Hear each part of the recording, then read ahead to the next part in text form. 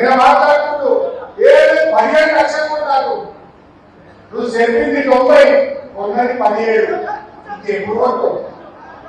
మరి మన కేసీఆర్ 93 లక్షలు కొట్టాడు కదా. 17 లక్షలకే గుండె కొట్టుకుంటే 93 లక్షలు పెట్టి కళ్ళు కూడా బీఆర్ఎస్ ఏమి చెప్పుకోవాలి? అదే కరోనా వచ్చినా రైతు బంధు ఆగలేదు.